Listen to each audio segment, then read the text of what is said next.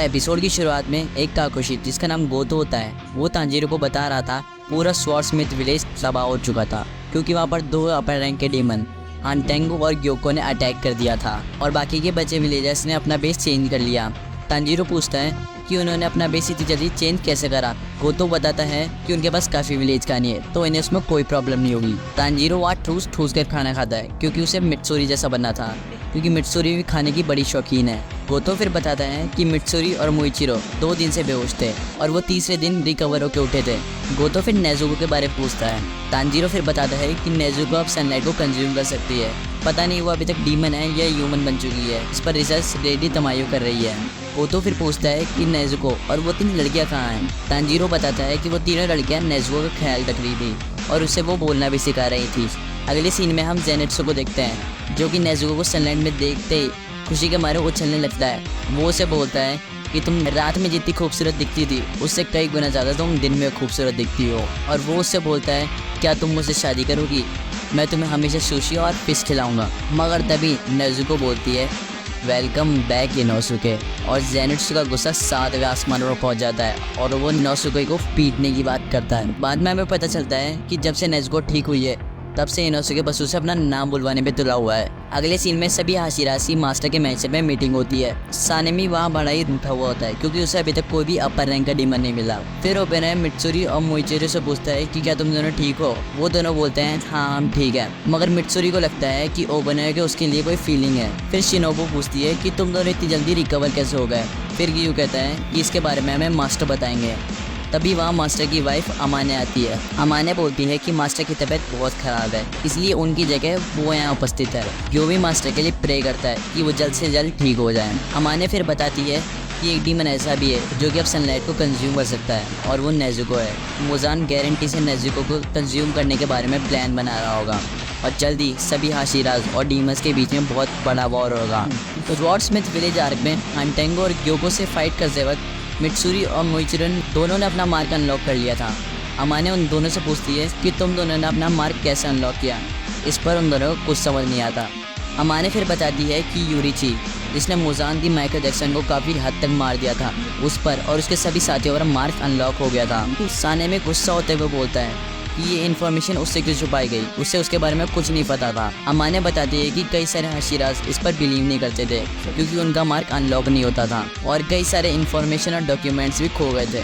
इस मार्क को तांजीरो ने भी अनलॉक किया था, मगर जब उससे पूछा गया कि उसने मार्क कैसे अनलॉक किया तब उसने ऐसा जवाब दिया किसी को कुछ समझ नहीं आया। और मित्सुरी से जब ये सवाल पूछा गया तब उसने भी ऐसा ही जवाब दिया कि किसी को कुछ समझ नहीं आया। फिर मोइचिरो बोलता है कि मैं गारंटी तो नहीं दे सकता, मगर हाँ शायद इससे मार्क अनलॉक हो सकता है। मोइचिरो बताता है कि जब फाइट में उसकी बॉडी के अंदर पॉइजन फैल रहा था तो उसने अपना ब्लड सर्कुलेशन एकदम स्लो कर लिया था और जब वो देखता है कि टोपी तो मरने वाला है उसे अपनी खोई हुई मेमोरी सारी याद आ जाती और उसे उस टाइम इतना गुस्सा आता है कि वो अपने इमोशंस को कंट्रोल नहीं कर पाता और उसका दिल 1 मिनट में 200 बार धड़कता है और बॉडी का टेम्परेचर 39 डिग्री सेल्सियस था। अमाने पूछती है कि तुम्हें कैसे पता तुम्हारी बॉडी का टेम्परेचर 39 डिग्री सेल्सियस था। मोइचिरो बताता है कि जब वो छोटा था और उसे बीमारी हो गई थी तब डॉक्टर ने उसे बताया था कि उसका टेम्परेचर 39 डिग्री सेल्सियस था और वैसा ही टेम्परेचर उसे तब फील हो रहा था। अमाने फिर मार्क के बारे में एक अजीब सी बात बताती है कि जो भी अपना मार्क अनलॉक कर लेता है वो ओनली 25 ईयर्स की एज में ही मारा जाता है। योमी फिर बोलता है कि उसका क्या होगा क्योंकि वो तो 27 ईयर्स का है और अगर उसने मार्क अनलॉक कर लिया तो क्या वो अगले दिन मारा जाएगा। फिर अमाने मीटिंग से चली जाती है और गियू भी वहाँ से जाने लगता है। साने में गियू को रोकता है और बोलता है कि हमें आगे की प्लानिंग करनी होगी। गियू बोलता है कि ये सब तुम्हारा मामला है, इसमें मुझे इन्वॉल्व मत करो। ओबोने फिर बोलता है कि तुम एक हाशिरा हो और तुम्हें इस वक्त ट्रेनिंग पे जाना है, मगर गियू उसे इग्नोर मारता है। साने में इस बात पर उसे फाइट करने का चैलेंज देता है। मित्सुरी उन दोनों के बीच में आती है और उन दोनों को फाइट करने से रोकती है। तभी गियोमी जोर की ताली बजाता है और सब कांप जाते हैं। गियोमी फिर उन सभी के सामने एक प्रस्ताव रखता है। अगले सीन में हम बटरफ्लाई मैंशन को देखते हैं जहाँ पर तांजीरो से मिलने हागा नेजुका आया था। हागा नेजुका उसे एक नई स्वॉर्ड देता है, हाँ वही स्वॉर्ड जो कि यूरिची टाइप 0 में से मिली थी। गोतो हागा नेजुको को बैठने के लिए बोलता। तांजीरो जैसे ही उस स्वॉर्ड को बाहर निकालता है वो देखता है कि ये स्वॉर्ड तो उसकी स्वॉर्ड से भी ज्यादा ब्लैक है। हागा नेजुको इस स्वॉर्ड की स्पेशल बातें बताता है। एक तो ये कि ये बेस्ट स्टील क्वालिटी से बना है और दूसरी ये कि इस पर स्लेवर लिखा है। वैसे तो बाकी सभी स्वॉर्ड पे उसके बनाने वाले का नाम लिखा रहता है मगर इस पर स्लेवर लिखा है।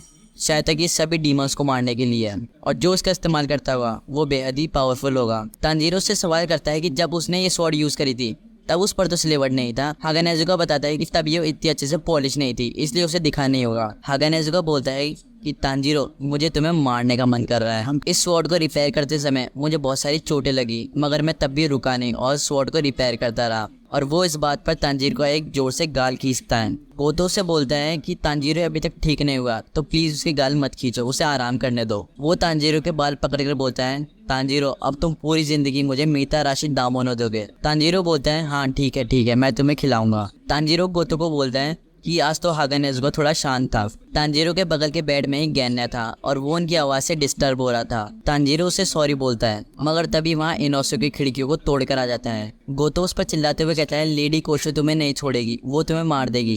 गैन्या तो अपने लिए एक अलग ही रूम मांग लेता है क्योंकि वो इतना शोर नहीं झेल सकता था। इनोसो के तांजीरो कहता है कि ताकतवर strong strength group training start हो गई है। तांजीरो से पूछता है कि स्ट्रॉन्ग होने के लिए कोई लेसन या फिर इकट्ठा होने के बारे में कुछ सोचा है।